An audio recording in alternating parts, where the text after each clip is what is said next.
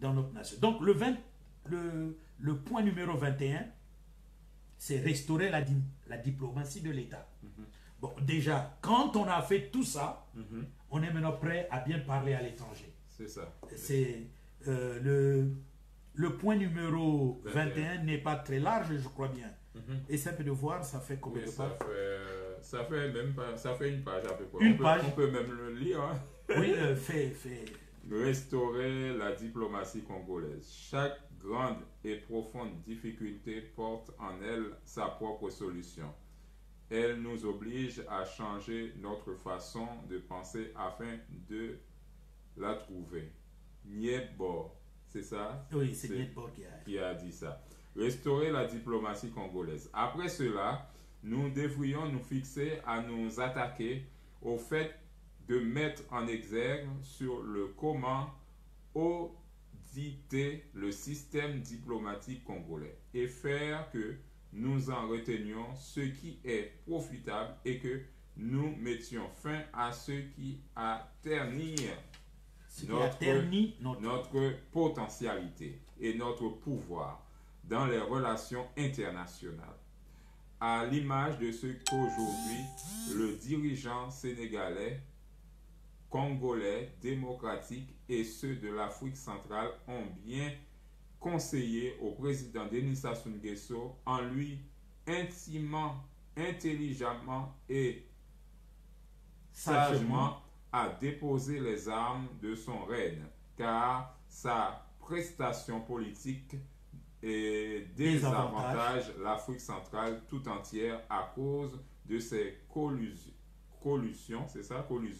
avec la mafia française et la France-Afrique, et laquelle est soutenue par un lobbyiste français qui l'emploie, lui, Denis Sassou Nguesso, pour maintenir les États de l'Afrique centrale dans la domination perverse des multinationales, et ainsi à sa présence joue de beaucoup dans l'impossibilité que nous jugeons temporelle de combattre efficacement contre le système bancaire et financier français reposant sur le franc CFA. Cet ouvrage reposera sur la qualité et la quantité des Congolais lambda qui seront en réalité nos ambassadeurs dans tout ce qu'ils entreprendront, comme au jour où nous avions fait accéder la Chine à l'ONU et au droit de veto.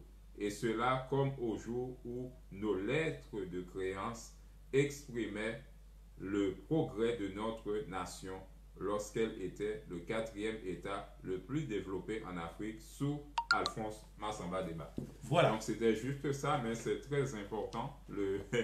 Parce que ça repose sur tout le travail que nous avons fait. Voilà. Donc, le point 22. La lutte contre les biens mal acquis. Bien, à propos de la lutte contre les biens mal acquis, c'est vrai que nous avons une manière de penser faire la lutte contre les biens mal acquis. Seulement, il y a une bonne procédure judiciaire et politique de faire la lutte contre les biens mal acquis. Nous avons une nation, l'Azerbaïdjan, qui a réussi de faire revenir tous les biens mal acquis de ses potentats en créant à l'intérieur de la nation une structure qui a la forme d'une banque pour gérer ces biens-là, et ils ont décidé dans quel domaine est-ce que serait conféré tout l'argent qu'on a ramené. Donc on a un exemple comme ça sur la terre qui a réussi cela. Donc on dit qu'il y a jurisprudence. Donc on ne peut pas s'embêter. Il y a vraiment une manière ferme de bien faire ce truc-là. Et la grande partie des biens mal acquis se retrouvaient en Russie. Donc c'est fort possible de rapatrier les biens mal acquis. Bon, nous prenons cela comme un outil, comme un outil en politique, mais juridiquement et politiquement, c'est très facile de pouvoir travailler avec les nations qui ont, n'est-ce pas, des personnes qui ont emmagasiné, les nations qui ont emmagasiné les biens mal acquis des potentats politiques d'un pays donné. Donc là aussi, il y a de la matière qui a été exposée.